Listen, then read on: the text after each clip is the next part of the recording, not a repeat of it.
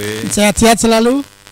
Alhamdulillah. Ya, oke. Kita sore ini akan ngobrol soal Merapi tentang mitos. Barangkali Pak Ibnu bisa menjelaskan sebelum melihat detail yang lain mengenai menyangkut mitos Merapi yang dipercaya oleh masyarakat setempat. Apakah memang mitos itu seperti agama bagi warga masyarakat setempat dan bagaimana kaitannya dengan kebijakan pemerintah di Sleman pada waktu itu? Silakan Pak Ibnu. Ya, begini, menarik sekali ya kalau kita cerita mengenai mitos-mitos yang ada di sana gitu. Itu mitos itu merupakan regulasi sebetulnya.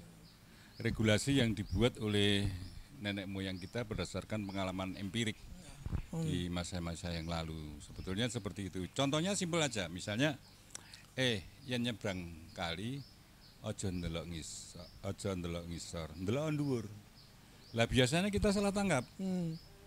Kita nyebrang beneran sambil melihat atas, ya kesandung watu, akhirnya jatuh. Tapi sebetulnya ada pesan yang terselubung di situ. Karena apa? Karena yang namanya dari atas itu lihatlah atas, ada banjir enggak? Kemudian ada lava enggak? Atas itu maksudnya atas Merapi ya? Atasnya di sana. Bukan kok semata-mata kon mlaku jelalatan delok kon dhuwur ya ora iso gitu loh. Jadi sebetulnya ada pesan-pesan terselubung di situ yang itu berdasarkan kearifan lokal ya? Ya kearifan lokal gitu loh. Jadi ini seperti itu. Nah, jadi seperti contohnya adalah begini. Orang yakin bahwa di sana itu ada yang menjaga. Ya, itu bagian dari cara nenek moyang kita itu memberitahu pada rakyatnya yang mungkin pada saat itu masih bodoh-bodoh. Sehingga lebih mudah dengan cara seperti itu. Ya, seperti misalnya dibilang bahwa di Merapi itu ada kerajaan tersendiri gitu loh. Ada rajanya, sebetulnya dan sebagainya lah. Saya itu sudah berusaha Mas untuk bertemu dengan penguasa Merapi di sana itu. Sampai jam 12 malam saya di berbagai macam di berbagai kawasan itu ya di Gunung Kendil sampai puncaknya itu Gunung Kendil saya datang ke sana. Nggak pernah ketemu itu Mas. Jadi ya, sulit sekali untuk mengatakan, dan saya termasuk orang yang tidak percaya dengan cerita-cerita mengenai jin-jin seperti itu. Saya nggak pernah percaya.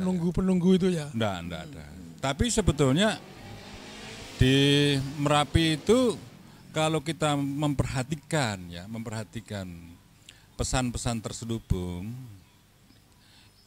dalam kalimat-kalimatnya Mbah Marijan dan sebagainya. Karena Mbah Marijan itu sebetulnya hafalan, yang ngerti benar itu bapaknya. Mbah Hargo. Mbah Hargo bapaknya ya. Oh iya, Mbah Margo itu kita kenal kalau kita. Kalau Mbah Hargo itu misalnya kita mau naik gunung, aja munggah.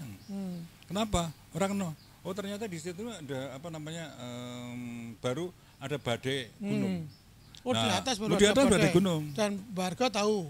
Kalau ada badai. Ya, gitu loh.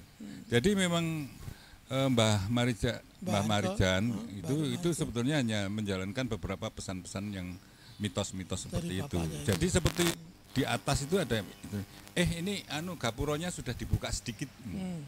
Nah, gapuronya dibuka. Apa itu gapuro? Nah, ini pertanyaannya, gapuro ini apa? Gapuro Keraton Merapi.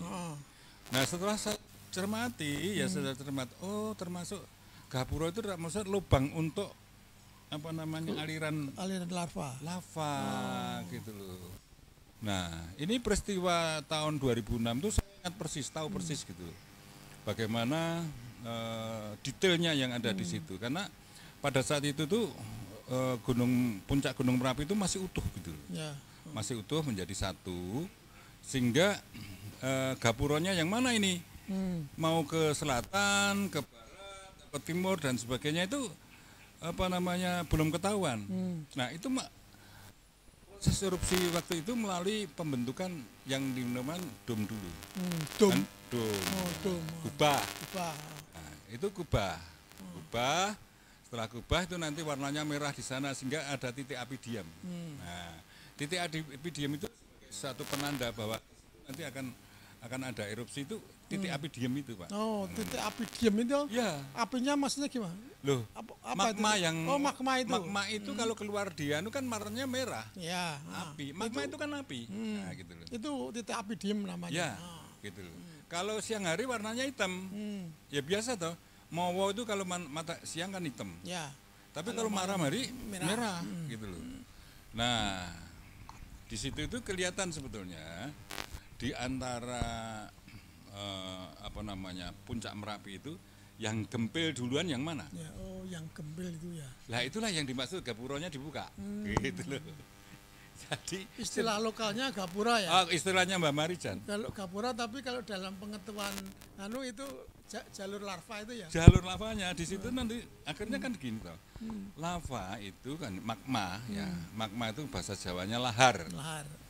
Lahar itu adalah api dalam bentuk cair itu lahar. Gitu ya.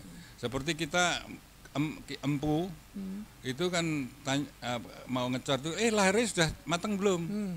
Nah, artinya baja yang dimasak itu sudah cair belum, sudah jadi lahar belum.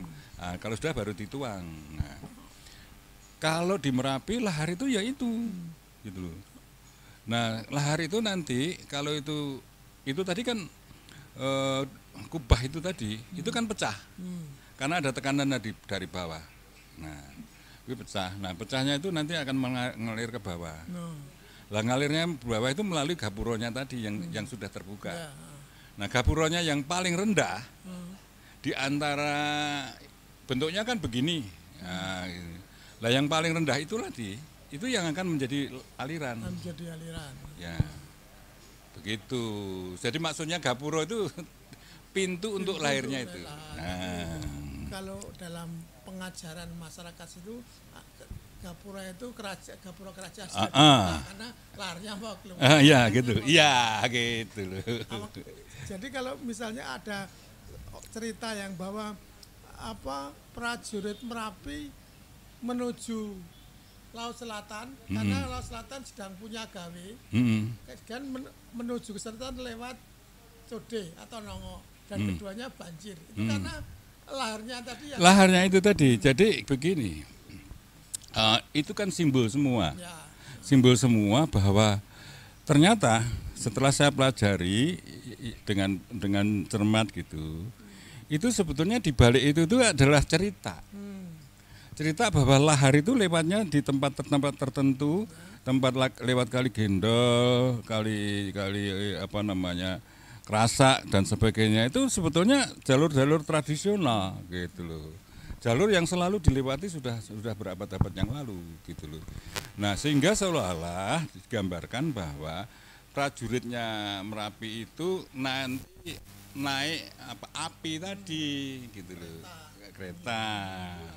Ya gitu. Karena sebetulnya lahar itu api.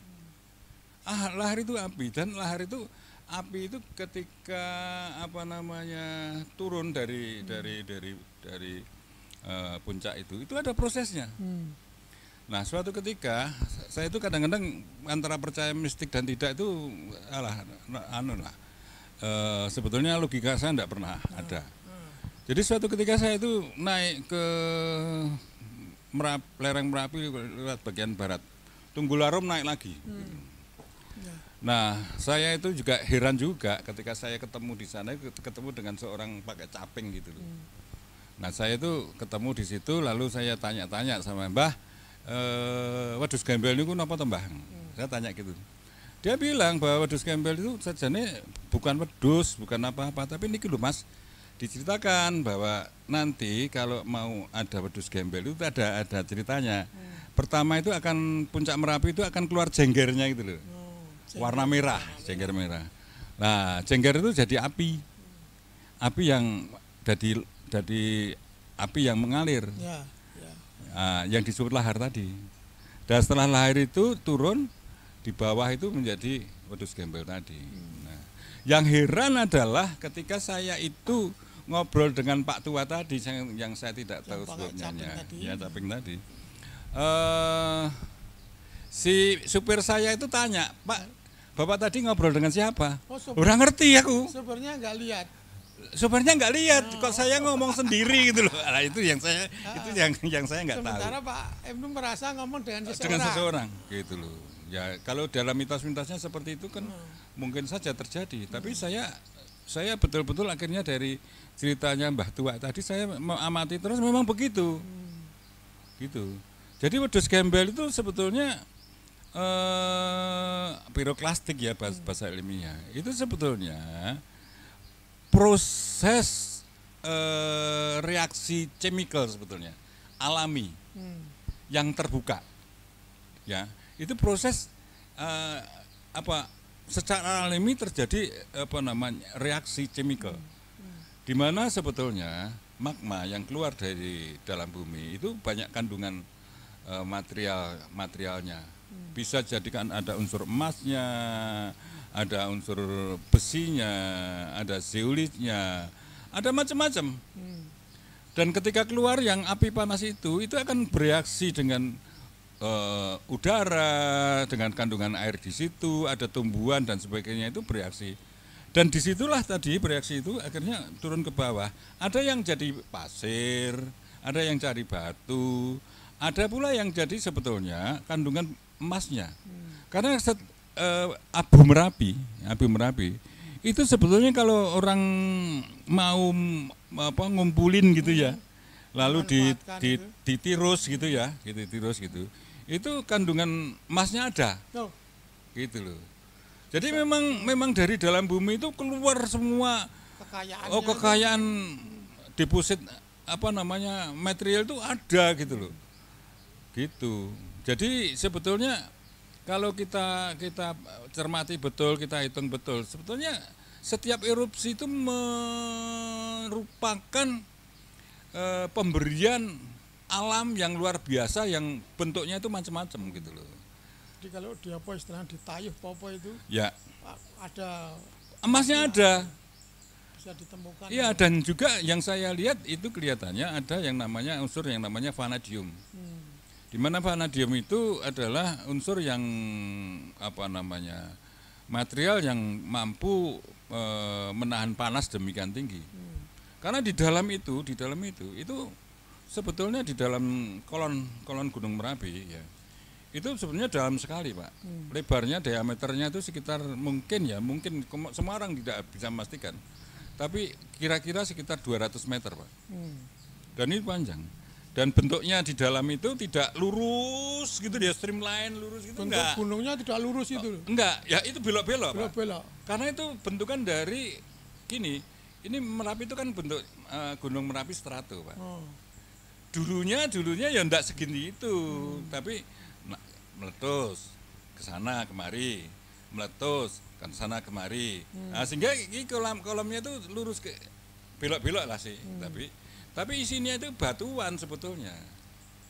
Sehingga yang kerucut Merapi itu, yang tinggi itu kerucut Merapi coba itu. Gambarnya Pak Mas Yadi. Gambar Merapi coba Mas. Ya, kerucut Merapi itu ya. Itu sebetulnya kondisinya itu sebetulnya merupakan bentukan dari formasi batuan, pasir dan air dan sebagainya. Yang kerucutnya. Ya, bentuknya kerucut itu gitu loh. Jadi tidak bisa gitu loh. Nah, seperti inilah. Ini contohnya ini ya.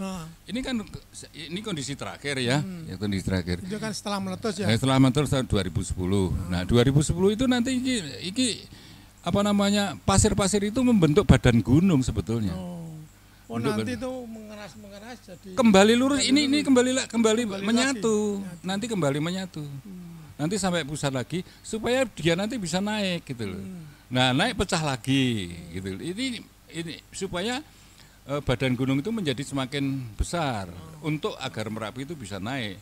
Tapi kalau ini diganggu manusia, makanya si Mbak Marijan itu ngomong kalau Merapi meletus itu jangan diganggu. Jangan kalinya jangan diteteki. Karena sebetulnya Merapi itu katanya Simbah bermaksud untuk menghimpun badannya sendiri, membentuk keraton sendiri, membentuk jalan sendiri.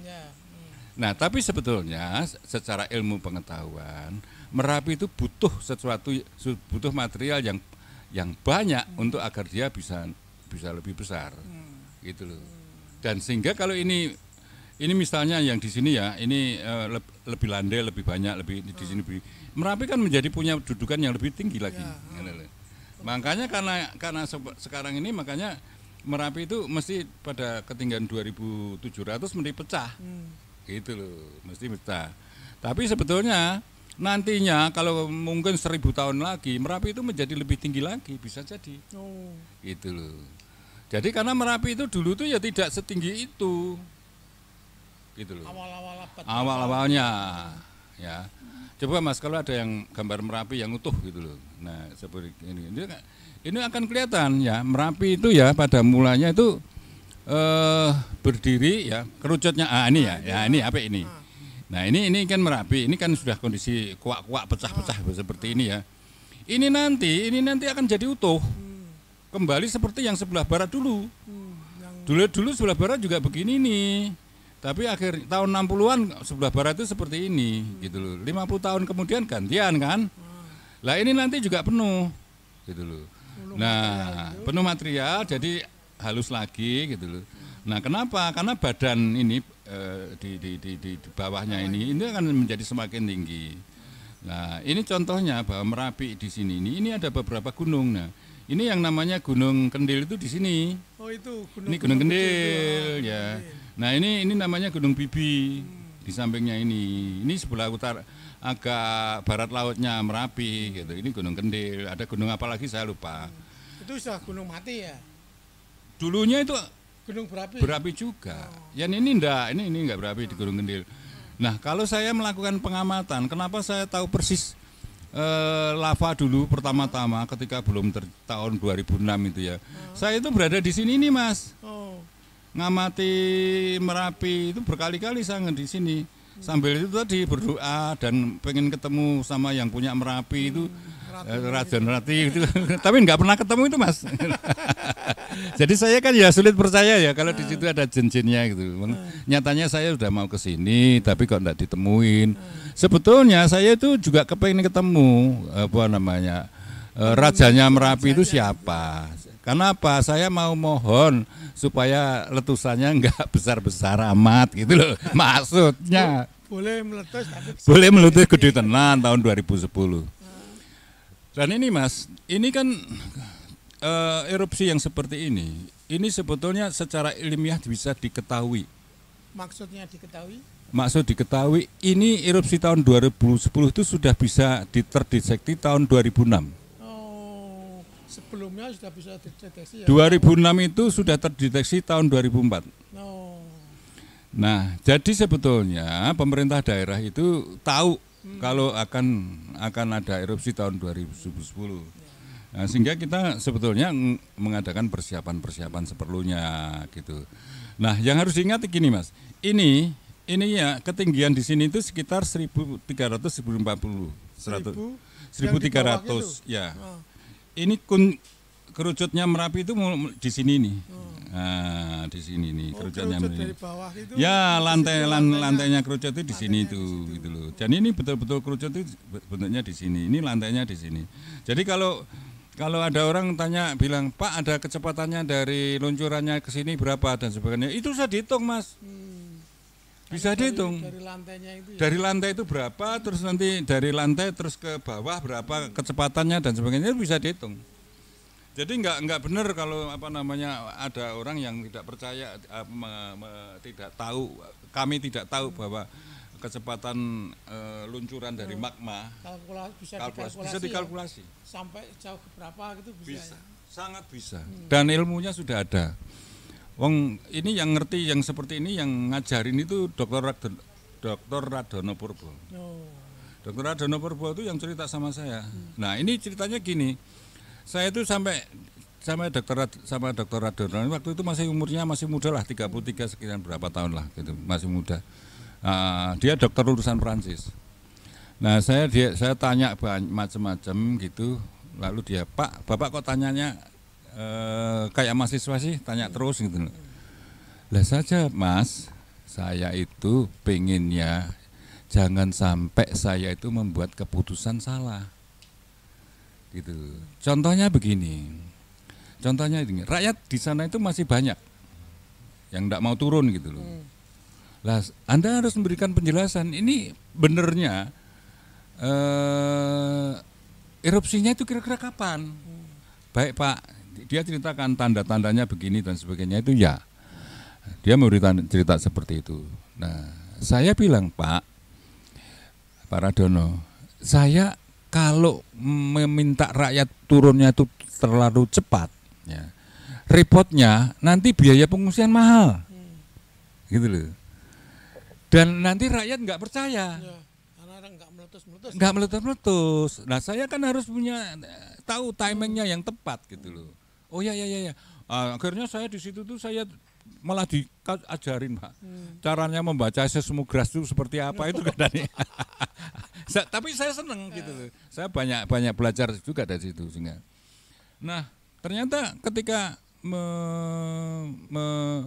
menurunkan apa rakyat supaya turun dari lereng-lereng di Cangkringan sana itu ya bukannya orang-orang yang Pak Radono ini juga bingung gimana caranya nurunin. Nah saya gampang, sama panggil teman saya Agus almarhum. Gus, mbok tulung Mbah Marijan jangan mudun. Saya bilang gitu. Lu ngapa Mas? Ya, yan Mbah Marijan orang mudun ya engko wong-wong udah rakel mudun ngono. Lah carane gimana? Ya terserah kowe, pokoknya aku butuh kanu. Soalnya kudu bulan-bulan iki ngono. Ya. Nah, Mbah Marijan tuh sama Agus dijemput diomongi kan kalau kita itu nganggil Mbah Marijan kan Kang sida nonton wayang ora? Teng pundi Mas Agus? Sama ini boso. Teng pundi Mas Agus? Ya sasana inggil diabat ngene. Nggih. Anu Mbah Putri dijaksian. Ya. Mudun. Nginepnya di rumahnya Agus. Di Kasongan situ. Bukan rumahnya Agus. Iya di Kasongan. Ya di Kasongan. Terus turun Kasongan. Agus telepon Mas. Mbah Marijan wis nang ngisor. Atak jak nonton wayang. Oh iya. Rong dina ya, Dik. Ya. Sudah saya genten ke atas. Ayo mudun. Mbak Marijan ya mudun, kowe ora mudun ngapa? Ah, do ngruduk mudun, Pak, gitu loh. Ini caranya ngamutingi kan gitu. Jadi harus dengan cara-cara seperti itu. Makanya kalau rakyat itu kalau disuruh, diperintah, ayo mudun. Si Mbah belum mudun ya enggak mau mudun. Dipercaya orang mudun. Orang mudun. Nah, Mbah Marijan ini diakali ya kan. Nonton bareng sudah di rumahnya Agus 2 hari, dia bilang, "Mas Agus, kok mboten diajak diwangsul ini kenapa? Sik to Mbah, sik to Kang. Aku tak telepon bupati ini sik. Oh kenapa telepon bupati? Wis to meneng bae." Terus telepon, ya wis mulihno, wis do mudun ngono. Akhirnya selesai caranya seperti itu. Jadi ini teknik-teknik saya di dalam mengendalikan mengelola masyarakat itu berbeda dengan tekniknya Pak Radono sebagai orang yang bertanggung jawab mengenai mitigasi Gunung Merapinya. Tanggung jawabnya dia harus cerita pada saya kapan erupsi itu terjadi dan sebagainya, itu dia yang bertanggung jawab. Tapi urusan masyarakat itu tanggung jawab saya. Urusan kepala daerah ya. Iya, tapi kita harus tahu persis kapan Merapi itu akan erupsi. Jadi dan sebagainya. perhitungannya tepat ya. Tepat. Dan tidak boleh kita tuh percaya pada mitos tadi. Maksud saya tidak boleh percaya pada ramalan-ramalan sing genah tadi. Tapi kalau mitosnya tadi, saya sebagai orang pemerintah daerah, sebagai bupati itu menghargai gitu loh Pak. Jangan itu dinisbikan. Khusus ketika Pak Ibnu bikin dam di situ, ya. Lalu Mbah Marijan ngomong loh ini nggak boleh ini kan gitu loh. Betul. Jadi itu di GOD 9. Yang buat dam bukan saya, GOD 9. Itu proyek atasan lah. Gitu. APBN gitu. APBN lah, dananya APBN. Nah GOD 9 itu di dekatnya rumahnya Mbak Marijan di Kaliadem gitu. Mbak Marijan protes. Romo Bupati, kalau manggil saya tetap Romo, hormat banget Mbak Marijan itu sopan. Romo Bupati menika kula aturi pirsa, menika klentu. Margi menika margi margi menika kedah dipun damel kalian ingkang kagungan Merapi piyambak. Oh, yang harus dibikin oleh Merapi sendiri, penguasa Merapi sendiri gitu loh. Lah saya kan bingung. Kalau saya itu merintah iki dibongkar ya. Loh, saya itu melawan pemerintah atasan. Lagi Bupati Limang Sasi wis bongkar, Pak. Rawani aku. Gitu loh. Jadi Mbah Marijan itu protes seperti itu, tapi akhirnya itu saya pelajari betul. Kenapa? Alasannya apa? Ketemunya itu setelah erupsi, itu sebelum erupsi tahun 2006 saya baru sudah ngerti, sudah ngeh. Gitu. Tapi kita tidak berdaya, Pak, untuk membongkar itu dan bisa. Dan memang di dalam teknik kebencanaan yang terjadi, aliran api yang bernama lahar itu berbeda dengan aliran air. Aliran api itu berada sekitar 1 meter di atas permukaan tanah. Oh, di atas permukaan tanah gitu loh. Jadi api itu tidak menyentuh tanah. Jadi tidak menyentuh sungai. Sungai Gendol tidak, tapi berada di atasnya dan dengan kecepatan tinggi, kisaran 1 meter gitu loh. Nah, dengan kecepatan tinggi itu jebrot kalau sudah kena batu, kena apa. Makanya naik nih ketika tahun 2010 jatuh ke tempatnya Mbah Marijan. Mbah Marijan meninggal dunia karena itu gitu loh. Gitu. Jadi memang aliran lahar itu tidak boleh dibendung gitu loh. Jadi biar aja jalan yang ada. Biar jalan. Bahkan kalau dilebarkan nggak apa-apa. Gitu loh. Ini yang dimaksudnya kata-kata Mbah Marijan. Merapi menika menawi badhe damel mergi, damel piyambak, mboten purun didamelne menungso. Nah, gitu loh. Itu mitos Merapi. Nah, kita harus paham bahwa mitosnya itu seperti itu. Makanya kita harus memahami. Kita pelajari apa sih? Jadi seorang bupati itu memang harus mau memahami dan mau mengerti sebetulnya mitos yang berkembang di masyarakatnya seperti apa. Supaya kita bisa mengambil keputusan yang tepat.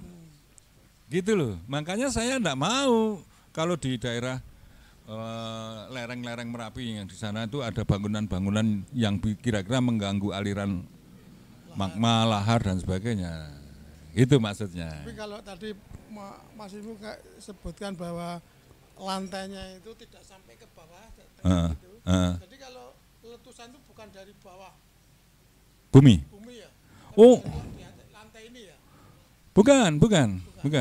Jadi dari perut bumi lewat kolom Merapi yang tengah itu cerobong ya, nanti keluar itu nanti lewat lantai sungai-sungai Gendol, sungai apa dan sebagainya itu.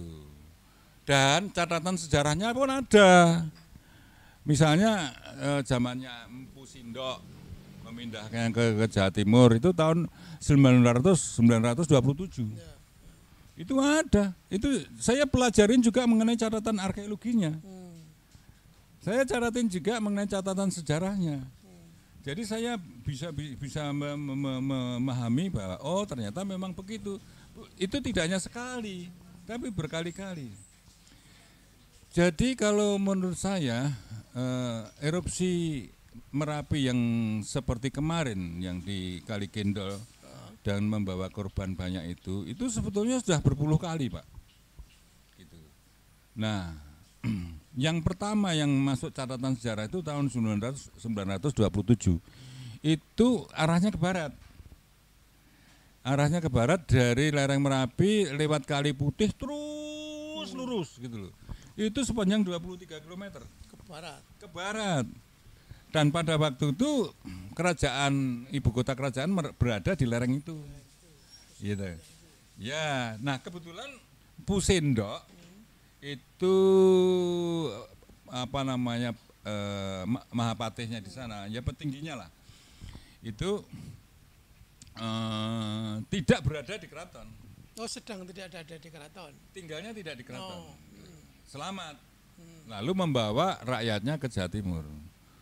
Dari penelitiannya Profesor Bukhari itu dijelaskan bahwa kepindahan ke Jawa Timur itu bukan semata-mata karena masalah agama, semacam masalah erupsi semata tetapi erupsi itu mengakibatkan kelaparan, perekonomian yang hancur, yang menyebabkan masyarakat sulit mencari makan, ya. Dan itu tidak cukup hanya lima tahun. Nah, makanya mereka petani itu masyarakat itu dipindahkan ke Jawa Timur gitu loh. Dibawa ke Jawa Timur. Ini hasil penelitiannya Profesor Bukhari. Jadi kalau saya cerita orang mengdobos loh Mas, ini aku mau sejarahnya arkeologis bisa juga. dilacak dalam ada dan arkeologi. Ya. Catatan sejarah ada. Catatan sejarah ini tadi Mas An tanya mengenai hubungannya dengan Ratu Kidul dan sebagainya. Ya, mitos ini. Itu sebetulnya ketika waktu itu ada perang antara Pajang lawan Mataram, di mana Mataram itu tentaranya 3.000 orang ya. Tapi Pajang itu membawa sekitar 12.000 orang. Ya. Ya pasti kalah lah. Tapi kok bisa menang gitu. Nah, karena pada saat yang bersamaan ya, saya bilang saat yang bersamaan itu ada erupsi dan banjir yang melanda kemahnya pasukan Pajang. Nah, peristiwa itu dikapitalisir oleh Kiai Juru Mertani dan menyatakan bahwa inilah penguasa Merapi. Bukan penguasa Jawa sebenarnya itu ya ini Sutawijaya ini, di mana dia dibela oleh yang namanya Raja Merapi dan Raja Ratu Kidul. Nah, mitos-mitos semacam itu mitos itu sebenarnya dibentuk berdasarkan cerita sejarah. Jadi sebenarnya itu kan peristiwa alami ya, yang dikapitalisasi menjadi satu kekuatan. Iya, supaya rakyat itu pada takut sama Senopati gitu loh. Sebetulnya ceritanya kan gitu. Nah, mudah-mudahan cerita saya itu tidak menjadikan orang marah gitu loh. Karena saya sadar Pak, orang ada yang sudah percaya betul loh. Jadi Pak, kalau mau tanya boleh loh, mau nimbrung silakan loh Mas Eka. Monggo tanya, itu hal yang menarik ini Pak. Boleh. Ya, gitu. Tapi kalau kaitannya sama gempa, letus erupsi itu bagaimana Pak? Masalah gempa. Kan biasanya orang percaya kalau setelah ada erupsi akan diteruskan dengan gempa. Pas juga waktu tahun 2006 ada erupsi Merapi, tapi gempanya di selatan kan gitu loh. Itu sebaliknya Pak. Gimana? Sebaliknya, bukan Merapi menyebabkan gempa. Bukan Merapi, jangan, tapi gempa yang membuat. Ya. Karena begini, erupsi Merapi itu kan sebetulnya sumbernya dari material api tadi, itu kan tetap dari dalam bumi Pak. Ya. Nah, di dalam bumi itu strukturnya banyak lubang-lubangnya gitu loh. Tidak seperti indah seperti yang kita lihat, seperti bumi itu lurus hijau, itu enggak. Di dalam tanah kita itu banyak lubang-lubangnya, banyak gerowongnya dan sebagainya. Nah, ada jaringan ke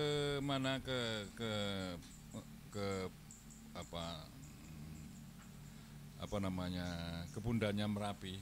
Itu Kepundannya Merapi itu juga punya sumber dari sub-sub di bawahnya gitu. Ya. Tingkat-tingkat gitu ya. Oh ya, sampai ke yang paling dalam gitu. Kalau itu saya sudah sampai tidak bisa membayangkan lagi, tidak bisa tahu ya sampai ke sana. Tapi saya diskusi sama Pak Radono itu sepakat, beliau juga mengatakan Merapi itu sebetulnya kepundannya dapur-dapurnya, dapur magmanya itu tidak hanya satu. Oh, dapur magmanya tidak hanya satu. Ya. Ada beberapa titik di dalam gitu ya. Iya. Dan ini semuanya mempunyai akses ke kolonnya itu, sehingga gentian mengisi, sehingga antara kalau yang sekarang ngisi yang A gitu, nanti ada ruang kosong gitu. Nah, ruang kosong itu diisi yang B dan sebagainya. Nah, ini nanti kalau meletus, itu yang meletus yang hanya sebagian saja, Pak. Blur, keluar gitu. Nah, tadi kan ada ruang kosong. Lah ini yang di bawah itu naik. Gitu. kayak gantian gitu ya. Iya, ya kayak gitu. Kayak dolanan setokan itu loh, Pak. Kira-kira seperti itu gambarannya gitu. Tapi itu terjadi begitu. Makanya tipe erupsinya di Merapi itu beda dengan di Kelut. Erupsi Merapi itu tipenya elusif.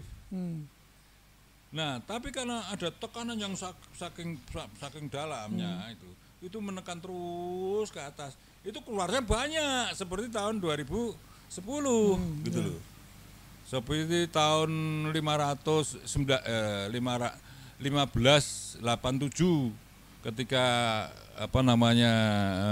Pajang kalah sama Mataram itu. Nah, itu terjadinya seperti itu gitu loh. Karena magma yang dulu banyak terus naik semua gitu. Gini loh Pak, cara pelepasannya ketika ada gempa tektonik gempa tektonik dalam itu tadi, itu mempengaruhi struktur di atasnya. Nah, itu nanti akan bisa masuk ke sini. Jadi gempa besar itu pengalaman saya bilang pengalaman saya, terserah ilmu pengetahuan silakan ngecek lagi. Gempa besar di Merapi itu selalu didahului oleh gempa tektonik. Dan diakhiri dengan gempa tektonik juga. Jadi kalau tahun 2010 ketika menjelang selesai, ada gempa 3 kali, saya bilang, segera berakhir. Jadi saya bukan ramalan Pak, tapi pengalaman empiriknya seperti itu. Jadi mesti Pak, jadi ketika ada gempa besar gitu ya, gempa tektonik itu kaitannya dengan Merapi, ya mesti Merapi akan meletus. Tapi kalau yang 2006 kan kayaknya meletus dulu itu baru gempa. Salah, gempa dulu Pak. Realnya itu gempanya itu kan 27 Mei. Nah, 27 Mei. Realnya menjadi letusan besar dan menjadi ilusi yang besar itu 14 Juni. Gitu. 14 Juni. 14 Juni mana? Ya, kalau yang lainnya itu kan baru api diam, ke atas gitu, lalu sedikit turun dan sebagainya. Kalau sebelum gempa saya tuh sering di Gunung Kendil Pak. Saya ngamati betul, saya tuh pengen tahu luncurannya itu seperti apa gitu loh. Ya saya tahu persis luncurannya seperti apa gitu. Luncuran magmanya jadi seperti itu. Jadi dan ini Mas On, peristiwa letusan semacam itu saya heran ya, kebanyakan tuh bersamaan dengan bulan purnama. Oh iya Loh, silakan aja cek perhatikan. Oh iya dah. Selalu berkaitan bersamaan dengan bulan purnama. Bukan karena kebetulan ya? Bukan. Kenapa itu? Begini Mas, Merapi itu magma bergerak itu karena kekuatan endogen dari dalam. Tapi juga kekuatan eksogen. Kekuatan eksogen itu adalah daya tarik bulan. Nah, ketika bulan purnama itu kan dianggap bulan itu paling dekat dengan bumi. Nah, ketika bulan itu, Anda jangan bayangkan bahwa bumi kita tempat berdiri itu masif, tidak bergerak berat dan sebagainya. Itu ketika ketarik bulan itu bisa kayak bandel Pak, kayak karet itu. Kita kan melihatnya itu kan dengan mata kita.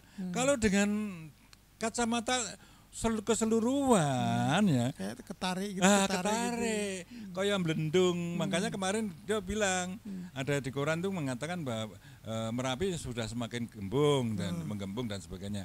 Lah kalau saya tanya dulu, itu karena ada kekuatan endogen atau karena daya tarik bulan? Kalau daya tarik bulan ya biasa, enggak ada apa-apa. Enggak akan terjadi erupsi yang besar-besar lagi. Nah, tanggal 14 itu tanggal 14 Juni tahun 2006 itu bersamaan dengan bulan purnama, Mak. Nah, pada bulan purnama itu kulit bumi ini atau disebut kerak bumi itu kan ngembang. Yang pas langsung dengan bulan ya. Termasuk kalau bulan purnama itu kan kita langsung bulan dekat. Nah, itu termasuk di puncak Merapi itu mulai merekah. Itu bisa terjadi setiap bulan purnama ya? Ya. istilah bulan Jadi purnama, begini, 15 Jawa gitu. ya Itu mereka di laut kan juga, air laut kan juga begitu, Ya. sama. Kalau air laut kan kelihatan pengaruhnya. Tapi kalau di bumi kan kita nggak tahu, nggak lihat. Tapi sebetulnya sama. Nah, ketika itu ada gaya tarik bulan, kebetulan ada tekanan endogen yang sangat besar, nah terjadilah letusan, ngono lho Pak ceritane. Ya, makanya bulan Juni, bulan purnama itu penting. Karena dari bawah menekan ke atas, ada kekuatan di atas yang ikut Narik. kan gitu. Oh, no. 12 ya. Iya, gitu. Sebetulnya ya di dalam magma itu sendiri, itu sebenarnya juga bukan di samping ditekan juga ditarik, Pak. Oleh daya tarik bumi sendiri. Makanya orang gampang metu, Pak. Gitu. Jadi ketika terjadi erupsi itu ada pracondition yang memang harus terjadi. Makanya saya bilang, lah para ahli iso ngitung, Pak. Iki jumlahnya berapa, debitnya berapa, volumenya berapa dan sebagainya. Oh, dari situ bisa, karena volumenya sudah melimpah, ini pasti akan. Oh iya, seperti gitu misalnya begini, seperti begini toh. Ini teman-teman di BPWATKG itu kan ini akan ada apa namanya erupsi besarnya sekian dan sebagainya. Ya dia bisa ngitung. Karena apa? Karena dengan ini yang harus dipahami adalah apa namanya, gempa vulkanik dengan gempa tektonik itu lain. Gempa vulkanik itu adalah pergerakan di sekitar kolom Merapi dan Gunung Merapi itu sendiri. Yang tektonik itu. Vulkanik Vulkanik. gitu, Oh. yang vulkanik. Kalau tektonik itu ya lapisan tektonik itu yang lapisan-lapisan bumi itu. Nah, kalau gempa vulkanik itu rata-rata skala Richternya itu sekitar 2,5, 3 itu sudah gede. Oh, enggak pernah tinggi ya? Enggak pernah besar ya? Enggak. Beda ya dengan tektonik ya? Beda. Karena itu pergerakan magma misalnya. Terus ada batu apa namanya, jugruk. Ya. Itu terakam di situ gitu loh, Pak. Itu. Jadi sebetulnya dari apa namanya ceritanya mengenai kegempaan di Gunung Merapi, jadi gempa vulkanik itu sendiri itu bisa dihitung sudah di dalamnya itu sudah ada berapa meter kubik, berapa apa ya material yang sudah ada di dalam itu. Jadi kalau apa namanya pengaruhnya ke dinding-dinding kolom itu pun juga ketahuan, Pak. Ketahuan. Tapi kalau ini diumumkan kepada masyarakat ya, ini kan menjadikan masyarakat itu bingung gitu loh.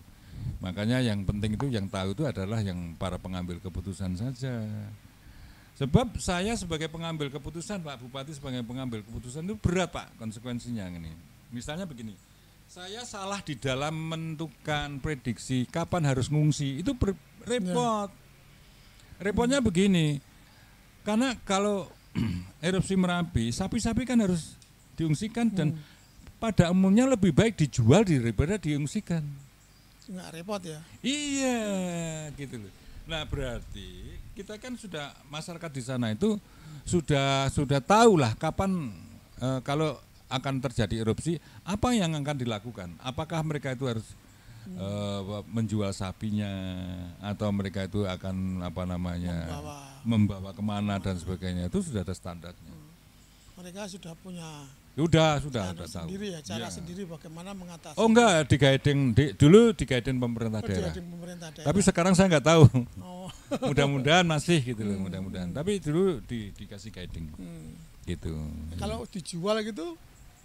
Dijual koperasi. Oh, koperasi, bukan pemerintah yang beli. Oh, bukan. Koperasi. Sudah mereka itu sudah sebetulnya ya sudah kita itu ya yang gini loh, Pak. Pemerintah daerah Sleman itu tidak menganggap Merapi itu sebagai bencana. Ini catatan, Pak. Tidak menganggap sebagai bencana? Iya. Oke, kita sebelum diteruskan kita break dulu, ini ada informasi yang lewat. Silakan. Apa informasinya ini? Minum.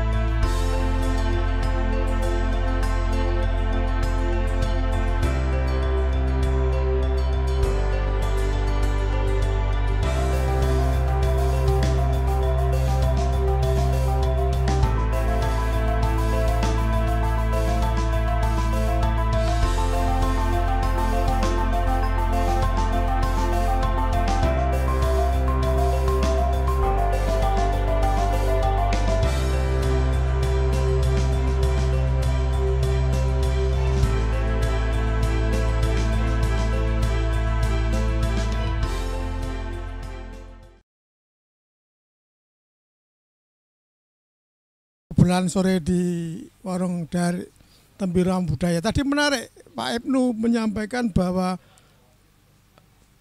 erupsi Merapi itu bagi Pemda bukan bencana. Nah, ini menarik ini. Bagaimana menjelaskan itu? Sementara masyarakat ini nggak tahu ini bencana ini, tapi pemerintah lokal sini menganggap ini bukan bencana gitu. Jadi ketika menghadapi hal seperti itu, saya itu harus mendidik masyarakat Sleman supaya mereka itu paham bencana itu apa, bagaimana dan akibatnya, gitu. Dan saya ingin menegaskan bahwa ini akan berulang lagi. Akan selalu terus. Akan selalu berulang lagi. Meskipun durasinya berbeda-beda ya. Nah, sehingga birokrasi maupun masyarakat itu sama-sama siap. Prinsipnya itu. Nah, oleh karena itu kalau misalnya akan terjadi erupsi, ya prediksinya erupsinya kapan, berapa dan sebagainya. Pemerintah daerah itu langsung menata jalur jalur evakuasinya di mana dan sebagainya harus dibenahi. Yang rusak diperbaiki dan seterusnya. Dan masyarakatnya itu selalu diberitahu gitu, diberitahu bahwa kamu harus menata selama musim erupsi. Toh setiap dalam erupsi itu kan terjadi 3 tahun, 4 tahun. Paling banter kejadian itu 2 bulan, 3 bulan. Nah, selama 2 bulan, 3 bulan yang akan terjadi nanti itu harus diberitahukan kepada masyarakat. Kamu sapimu kamu jual loh ya. Jangan ini bahaya nanti. Ya gitu loh. Ini jauh-jauh hari sudah dipersiapkan. Iya. Tahun 2010 itu karena kurang persiapan. Pemerintah setempat kurang persiapan. Ya semuanya lah. Kurang persiapan dan kurang dipersiapkan ya, karena sebetulnya saya sudah selesai tugas gitu dan sudah saya beritahukan itu harus dipersiapkan dengan baik. Bahkan pejabat-pejabat di Sleman itu saya itu dapat laporan itu 3 hari, jadi hari Minggu kalau tidak salah, sebelum erupsi hari Selasa itu masih dodolan foto-fotoan yang kalian adem. Enggak bisa itu Pak, enggak bisa. Demikian sampai pada tahapan tertentu itu lereng-lereng Merapi itu harus diisolasi. Disterilkan ya. Disterilkan, enggak boleh gitu. Harus izin betul gitu loh. Enggak peduli pada masa-masa saya dulu proses mengisolasi itu enggak peduli. Enggak peduli Mbak Marijan, Mbak peduli pangkatnya apa dan sebagainya, ketika masuk di situ langsung di stop oleh masyarakat, enggak boleh suruh pulang. Jadi sebetulnya ini kuncinya Mas Ons. Apapun bencana, apakah pandemi, apakah bencana alam, apa dan sebagainya, itu di situsnya, di lokasinya itu harus satu komando. Ya. Kalau enggak satu komando itu kacau Mas. Bubar gitu loh. Jadi misalnya oke lah ya ini komandonya komandan provinsi, ya memperlakukan dirinya sebagai komandan provinsi, jangan ngurusi di situs-situs ya, gitu loh. Ya, sudah ada sendiri. Sudah ada sendiri. Jadi di lapangan itu harus ada satu komando. Kalau enggak itu kacau. Yang kacau apa? Proses komunikasinya, proses penyaluran bahan makanan, proses ini dan sebagainya. Loh saya itu waktu jadi komandan di situ menangani, ada seorang kolonel mau nekat itu langsung disuruh turun dan marah-marah. Tapi mereka dengan anak-anak buah saya itu bilang, Bapak silakan ketemu Bapak Bupati di posko. Marah juga, saya genten marah. Saya nggak peduli Anda pangkatnya apa. Tapi kalau Anda mati di sana itu tanggung jawab saya. Udah sekarang you manut saya atau enggak? Kalau enggak kamu pulang, saya suruh gitu. Genten siap hormat ngono Pak. Saya nggak peduli, memang menangani bencana itu di mana saja, bencana apapun juga, apakah pandemi, COVID, apakah itu bencana alam, apakah itu bencana gempa dan sebagainya. Di situs itu harus satu komando. Dan itu saya berkontribusi ya, karena begini, undang-undang bencana alam itu lahir setelah saya itu bentuk badan-badan yang berkaitan dengan bencana alam Mas. Saya membentuk badan-badan bencana alam itu tahun 2003 loh. Sebelum Undang-undangnya 2008 itu banyak ya. Mereka pada tanya ke Sleman lah gitu. Dan uji cobanya pertama itu di Sleman juga. Nah saya dulu saya bilang pesan saya Pak kalau mau undang-undang itu kalau semua bentuk bencana alam itu di situsnya itu harus satu komando. Nah kalau misalnya di situ bupatinya bodoh ya udah kon minggir aja diganti wong sing pinter ngono lho Pak. Ibaratnya tuh kayak gitu loh. Ya gitu. Jadi harus ada satu komando. Kalau enggak ya repot Pak. Apalagi di suatu komando itu ono dinas ini melaku dede, wah berat Pak. Enggak bisa. Jadi itulah sebabnya kenapa saya tuh selalu mengatakan bahwa jangan pernah menganggap erupsi di Merapi itu sebagai suatu bencana. Nanti orang-orang manja. Mengharapkan bencana, memberikan bantuan dan sebagainya. Itu malah nggak bagus Mas. Malah berharap pada bencana terus ya. Malah berharap bencana terus gitu. Itu Mas Eka mau tanya sini Mas Eka.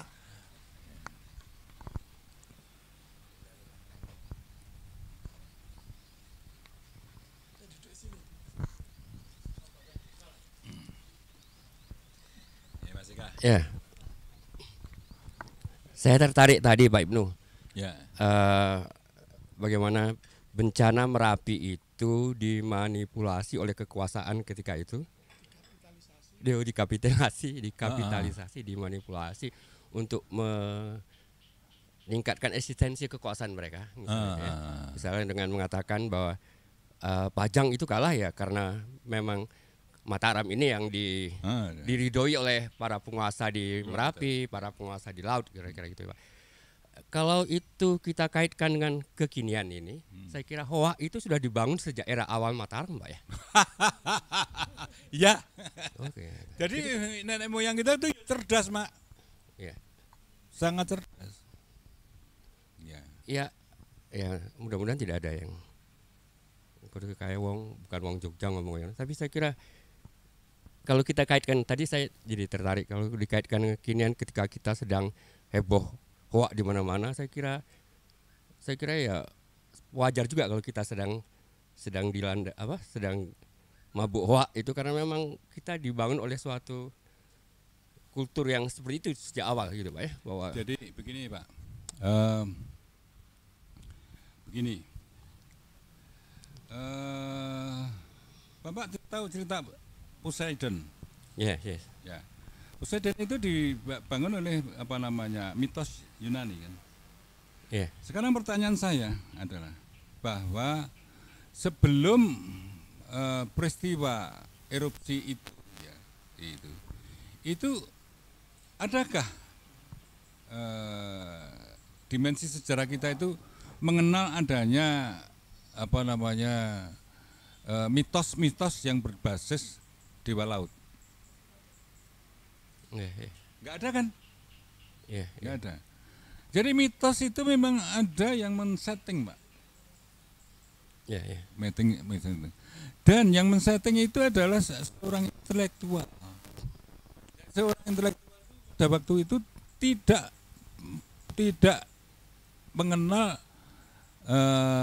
mengenalkan budaya yang lain.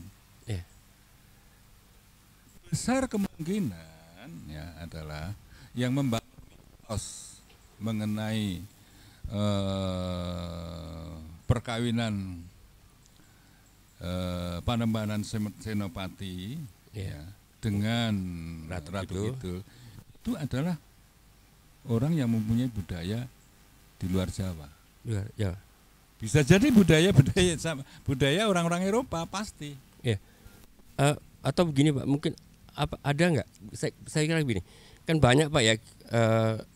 Ya menurut saya sih banyak para penulis di era-era Majapahit lah itu kan saya kira mereka cenderung sebagai penulis yang kalau sekarang bayaran dibayari istana lah kira-kira itu Pak. Pokoknya menulis semua yang hebat tentang raja, tentang istana.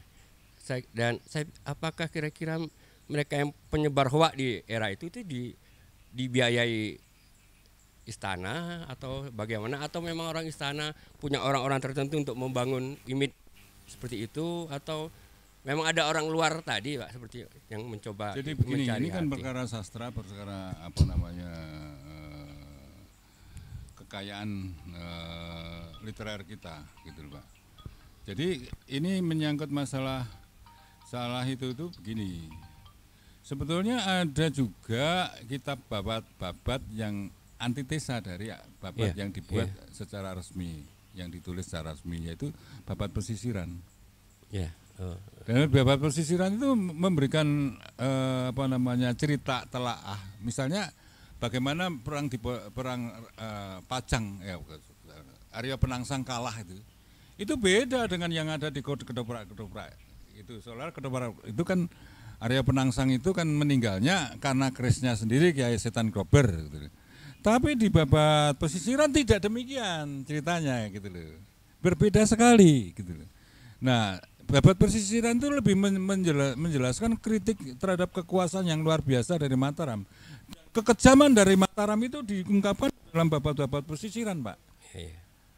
Jadi sebetulnya cerita-cerita seperti itu mungkin ada benarnya kalau babat tanah Jawa itu dibuat oleh pembuat sejarah, dalam hal ini penguasa gitu.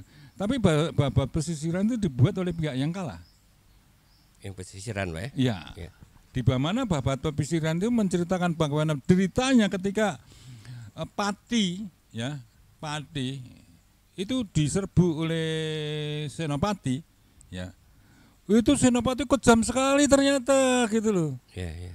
Ini yang orang tidak pernah cerita, tidak pernah dimuatkan di dalam sejarah. Ya. Bagaimana Senopati di Pati itu sebetulnya masih hubungannya masih saudara juga ya? gitu loh. Ada hubungan adik-beradik kalau nggak salah saya. Iya.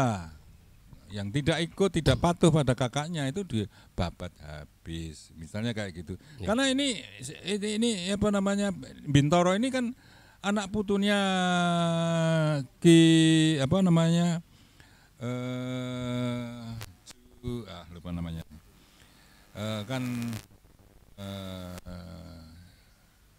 bukan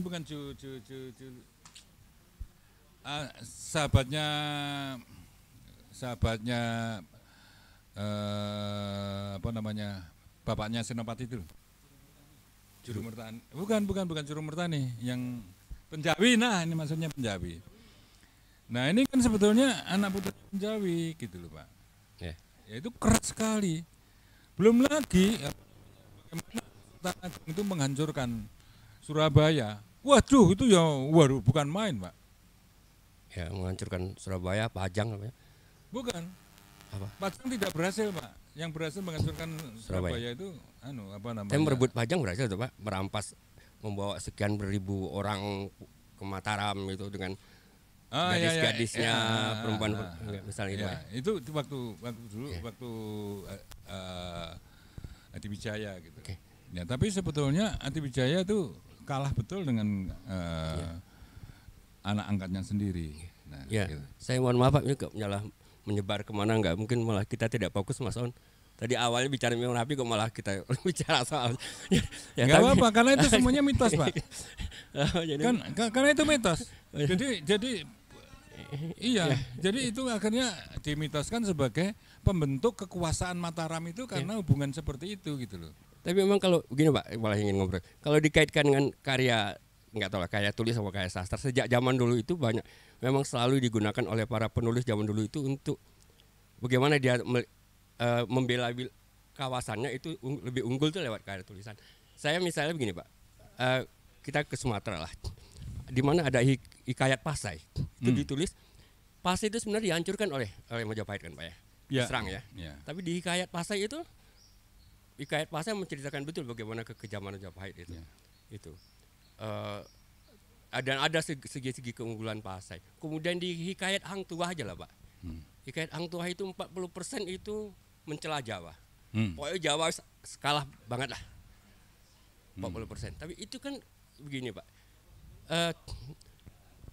Masyarakat ya mereka di sana itu merasa kalah dalam konteks pengaruh Jawa itu kan terasa benar sebenarnya di sana Pak ya. Yeah. Kemudian mereka kalah, tapi mereka harus unggul. Unggulnya di mana ya? Kita harus buat tadi karya tadi, maka di Hikayat Hang Tuah, di sejarah Melayu itu unggul semua, Pak. Bagaimana Hang Tuah sampai ke Majapahit mendapat keris Taming Sari segala macam itu di Hang Tuah. Itu kan bagaimana Gajah Mada itu pokoknya jelek banget. Ingin menipu orang rombongan dari Melaka misalnya gitu kan. Ada itu di buku Hang Tuah itu ada 40% itu pokoknya menganggap Jawa itu kisruh banget lah gitu. Jadi di hikayat itu terlihat sekali itu Hang Tuah itu hebat betul. Melaka itu hebat betul, Majapahit itu Jawa nggak ada apa-apa. Tapi dia unggul di karya itu dibaca banyak orang gitu. Nah, saya kira itu digunakan. Saya kira itu masih digunakan sampai hari ini atau enggak ya, Pak ya? Begini, untuk ini kan sudah dimensi politik sekarang ya, Pak. Kalau dimensi politik sekarang barangkali ya begini, Pak. Kalau saya jawab pasti ya. Cuman caranya sudah berbeda dengan yang dulu. Ya lebih halus lah, begitu. Lebih halus, tapi ya tetap ada yang gitu-gitu itu. Ya. Nah kembali ke cerita tadi Pak, Majapahit pun itu mempunyai armada yang sangat kuat. Untuk sebetulnya Majapahit itu sendiri juga membangun kekuasaannya dengan perdagangan itu tadi Pak. Jadi sebetulnya baik Majapahit itu sebetulnya maha kapitalis Pak. Kalau Bung Karno nulis itu kapitalisme sebetulnya, gitu loh. Nah, sebetulnya sudah ditiru juga oleh orang-orang Amerika karena Majapahit itu punya pangkalan-pangkalan militer di Malaka, di Brunei. Dan diangkat sebagai pangeran dan diberikan istri dan sebagainya. Nah, sebetulnya bentuk pangkalan militer itu di berbagai tempat di seluruh kawasan Nusantara itu sudah dilakukan oleh Majapahit. Jadi nenek moyang kita cerdas untuk itu. Kira-kira begitu Pak? Ya, saya kira itu Mas On, udah melebar kemana-mana malah. Terima kasih Pak Johan tadi mau tanya kok juga. Silakan Mas Johan.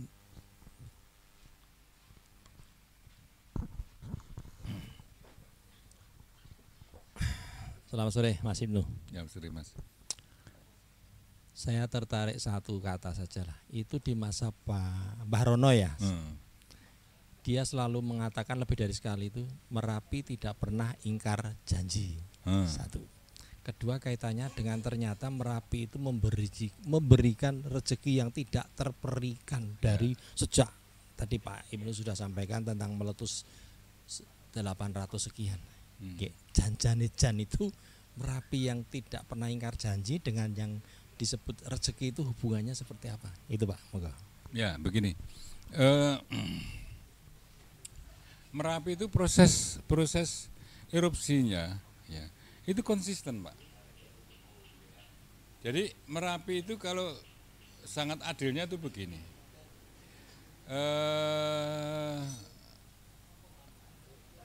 Merapi itu arah dari aliran magma ya, itu selalu ke barat,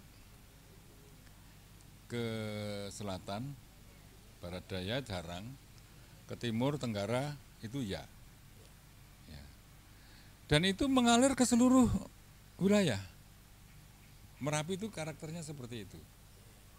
Jadi kalau dia katakanlah alam itu, kekayaan alam, natural resources yang dikeluarkan Merapi, itu sebenarnya didum kemana-mana.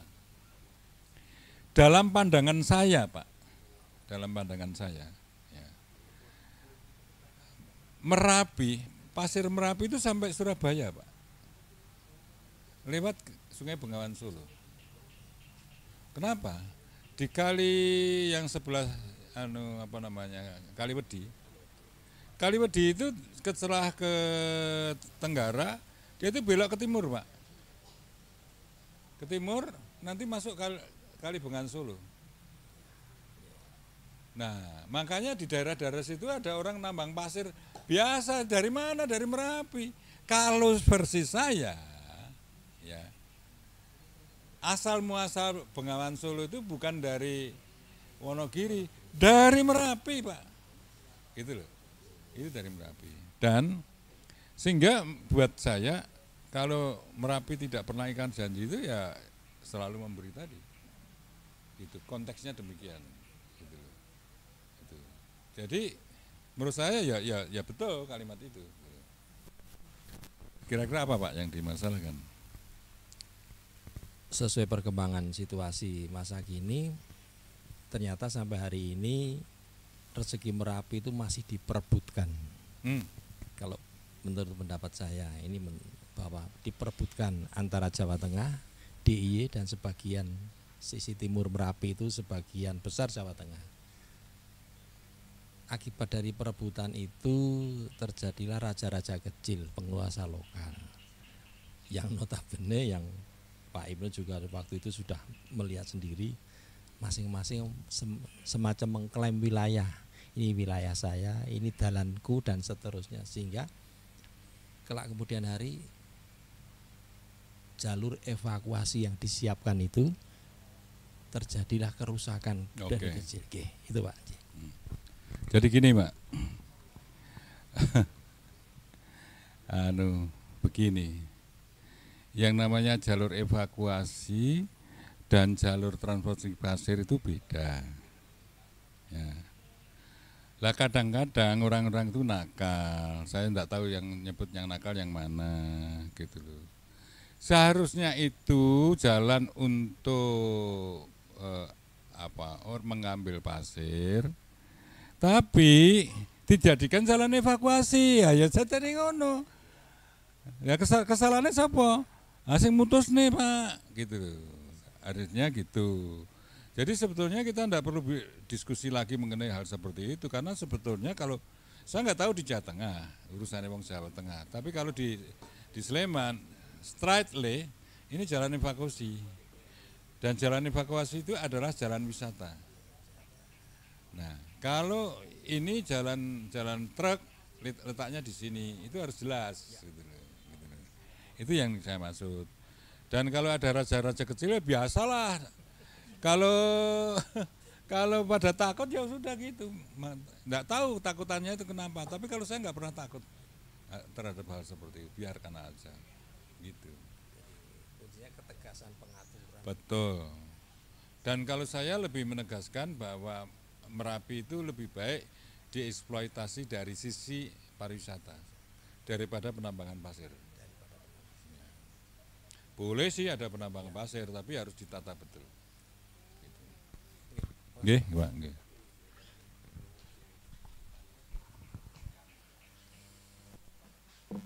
Tidak terasa udah 4:30, mestinya sampai jam 4. Ya. Tapi karena asik mengalir terus. Ini pertanyaan terakhir mungkin Pak Ibnu kaitannya sama Merapi. Merapi itu kayaknya punya karakteristik tersendiri. Bisa nggak Mas Ibnu menceritakan perbedaannya dengan gunung-gunung berapi yang lain gitu? Oke. Jadi begini.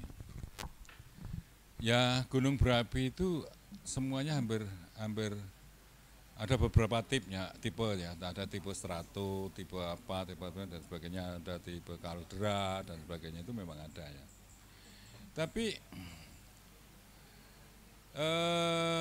ada beberapa gunung yang sebetulnya itu mempunyai peranan sangat besar di dalam menjaga keseimbangan perputaran bumi itu sendiri. Gitu. Salah satunya itu adalah Merapi. Gitu. Makanya Merapi itu bocor terus, bumi itu bocor terus, ini rapopo gitu loh. Daripada meledak. Gitu. Kalau meledak terjadi seperti Toba itu, akhirnya terjadi kaldera itu luar biasa pengaruhnya pada dunia Pak. Gitu. Ada lagi di Flores itu gunung apa yang lupa namanya, Tambora. Gunung Tambora itu pengaruhnya luar biasa Pak. Nah Gunung Tambora itu tingginya sekitar 4.500, tinggal 3.000-an. Gitu. Jadi 1.000 lebih. 12 Pak, 12-nya itu kemana-mana kita nggak tahu Pak. Gitu loh. Tapi kalau Merapi tipenya eruptif, karena banyak banyak apa namanya dapur magma tadi. Karena ada Dapur itu magma. bisa gantian gitu. Gitu. Jadi meletusnya sebenarnya kecil-kecil ya itu ya. Ya. Kayak batuk-batuk gitu ya. Ya, batuk ini gede banget gitu ya. Nah, peristiwa terjadi seperti erupsi tahun 2010 itu pun elusi, Pak. Tapi memang pada tahap awalnya ketika membuka itu memang besar. Tapi kemudian tetap erupsi. Gitu. Justru karena mekanisme di dalam sendiri, Pak. Gitu. Nah, berbeda dengan Gunung Kelut. Kalau Gunung Kelut itu memang kepundannya dari dapur magmanya itu memang gede banget, Pak. Jadi sekali meletus ya luar betul, Pak. Langsung ya. Iya, gede itu. Dan kemarin itu termasuk biasa, Pak, yang tahun 2013. Iya, 2013 atau ya, 2012 tahu. Iya, gitu. Karena sebetulnya erupsi itu bisa diukur begini, Pak, umpamanya gini. Ini erupsi gunung apa namanya Kelut ya, Des. Oke. Nah, abunya itu dari mana? Kemana aja? Nah, berarti ini kan ketinggiannya 2018 atau 23 km dan sebagainya. Itu pengaruhnya, abunya itu jatuhnya di mana, dalam jumlah berapa. Itu akan mencerminkan seberapa besar erupsi itu. Krakatau, Pak. Krakatau itu tidak ada historisnya bahwa di sebelah timur itu ada abu. Sedikit saja paling di Banten. Tapi yang baratnya, oh gede banget, Pak. Lah ini akan ada rahasianya. Karena apa? Bumi itu kan bulat. Bumi itu kan apa namanya, nomor putarannya ke timur, des. Ketika ini meletus, des, tingginya katakanlah 30 km. Itu jatuhnya ke permukaan kembali bumi. Itu kan butuh waktu berapa jam, Pak? Partikel-partikel itu butuh jam. Nah, ketika perjalanannya misalnya jatuhnya ke bumi 3 jam lagi ya. Lah buminya kan sudah bergeser. Udah beralih geser ya. Geser gini ke timur. Makanya yang jatuh selalu di sebelah barat Merapi. Krakatau itu erupsi. Erupsi ya. Debunya itu ya di lautan India. Kalau ada yang sampai di Eropa lah itu masalah di benua Afrika. Berarti letusannya besar sekali. Tapi malah nggak ada yang ke timur gitu loh. Nah, yang apa namanya Tambora itu hebat banget, Pak. Letusannya itu sampai kalau enggak salah 108 km. 108 km. Itu sampai 2 kali 24 jam. Ya. Itu kembali ke Tambora lagi, itu belum turun, Pak. Duher gitu ya, Pak. Ini Tambora muter 24 jam, belum turun yang di Tambora. Nah, jadi sampai debu-debu itu turunnya ke Tambora itu 24 jam, kemudian bahkan ada yang 48 jam kemudian baru turun di Tambora. 2 hari baru turun ya. Iya. Ini baru akan ketahuan. Jadi biasanya para ahli menghitungnya dari demikian ini. Itu ketok, Pak, ini ketinggiannya berapa dan sebagainya, gitu loh, Pak. Oke. Terima kasih Pak Ibnu. Kita mau tanya, sini nggak apa, biar sekali-sekali boleh. Ini namanya ngobrol, boleh mengalir lagi lah, boleh. Ini penyair ini, ya. Saya yang tertarik itu ini, kan saya pernah bikin novel, tentang pembuangan sampah itu loh, Pak. Tentang pembuangan sampah. Itu kan makin lama di wilayah di bumi kita ini ya, itu kan makin sulit. Nah, saya sering lihat bulan. Bulan itu kayaknya untuk pembuangan sampah bisa itu, untuk membantu masyarakat di bumi itu. Dan tapi ada yang menyangkal, bulan kan tidak punya daya tarik. Oh iya ya, berarti sampahnya kan mubah-mubah. Pertanyaan saya, Pak Ibnu kan mengatakan adanya apa itu? Grativasi. Tadi. Daya tarik. Daya tarik apa bulan? Nah, itu sebetulnya bulan punya gravitasi apa enggak itu loh? Punya. Tetap punya. Punya. Tapi kalau astronot kok mengambang gitu? Ya, itu gravitasi bulan, bumi dan sebagainya itu tergantung massa dan besarnya, Pak. Iya, iya. Ya, terutama massa itu yang berkaitan dengan energi api yang ada di dalamnya. Iya, iya. Ya, bulan itu apinya lebih sedikit dibandingkan yang di bumi. Nggih. Nah, bumi itu sebetulnya di dalam kita itu api gede banget mulak-mulak, Pak. Kalau panasnya itu sekitar 6.000 derajat Celcius, Pak. Iya. Jadi intinya bulan tetap punya gravitasi meskipun itu kecil ya. Ya. Lebih kecil. Upama sampah ini dibuang ke sana itu bisa nggak membentuk daya tarik yang lebih besar gitu? Karena sampah kan dari bumi. Ini coba berteori-teori loh, Pak. Nggak bisa. Tetap nggak bisa ya. Ya, nggak bisa. Karena gaya tarik itu tidak dimaksudkan menarik sampah-sampah seperti itu. Iya. Nggak bisa, barang-barang itu nggak bisa di sana. Karena nggak bisanya kenapa? Ya mungkin teori betul ya. Tapi ingat loh, gravitasi bumi itu lebih besar dari bulan. Iya. Jauh lebih besar. Dan Bapak harus tahu ya, namanya bulan ini matahari, terus Merkurius dan Mars dan sebagainya sampai atas ya. Semuanya itu kan punya gaya tarik. Nah, gaya tarik ini menjadikan bumi kita itu seimbang dari tarikan bulan. Kalau misalnya planet Pluto minggat gitu ya, Pak, dari sana. Itu nanti bumi kita mubengnya miring-miring, ngerti bali neng gone matahari kobong, Pak. Iya. Oh, begitu ya. Gitu loh. Jadi apalagi fungsi bulan dan bumi kita itu selalu, bulan itu bagaikan bandulnya bumi ini. Oh, begitu. Nggih. Gitu. Bulan itu bagaimana? Sehingga menyeimbangkan. Supaya enggak jomplang ke sana ke sini. Iya, ibaratnya yang menciptakan iklim. Hujan dan sebagainya itu sebenarnya bulan. Iya. Gitu. Cukup, Pak. Nanti kelamaan. Oke, nggih.